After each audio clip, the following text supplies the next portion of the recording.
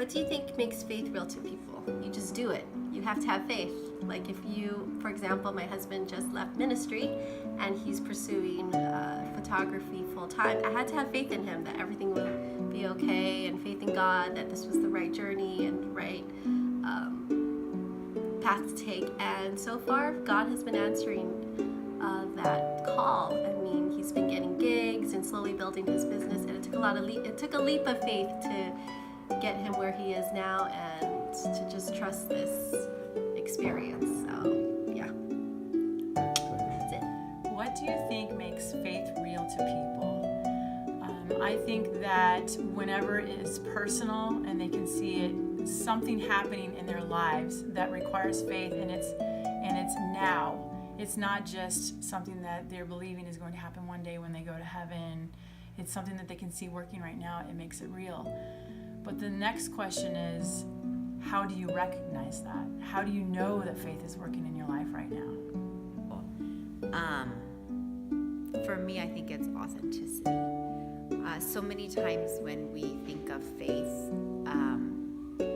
we think perfection. We think people who have their lives together, they know what's going on. And when you are authentic in your faith and you know, I don't know what's going on in my life. I am just trusting God that He knows what I need. Maybe it's not what I want, but my needs will be met. And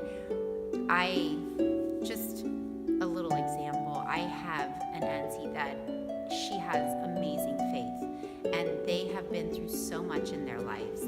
And this is the woman who tries to live by the Bible. And when I see her faith, that makes faith real to me.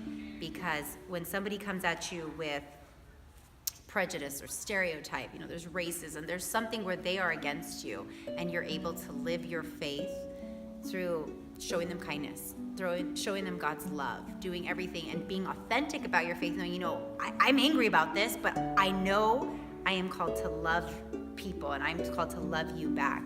That's something where you're authentic, and it makes it real to you, and it makes it real to other people around who see that faith, and they're like, it's not about being perfect.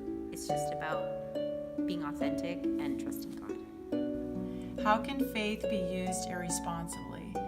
I think you have to be careful about how you present faith, because if you think that if as long as I have enough faith, this will happen, and then it doesn't happen, it could change the way you view your relationship with God. You may think, oh, well, I must not be good enough, or I must not have had enough faith, or maybe I didn't have faith enough, or maybe you make someone else feel like they must not have had faith because they're not having prosperity or health or whatever.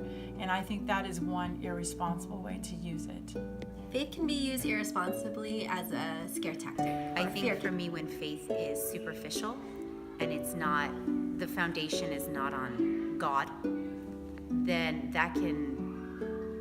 that's irresponsible. When you have faith because you want to have power or wealth or status, money, something like that, or you want to get something, so you're like, well, if I just believe, I believe and I'm going to get this, I'm going to get that, and the faith is not based on Christ and a relationship with Him and knowing it's not going to be perfect. My life's not going to be perfect, but I have faith that God knows what He's doing, because ultimately He wants what's best for me.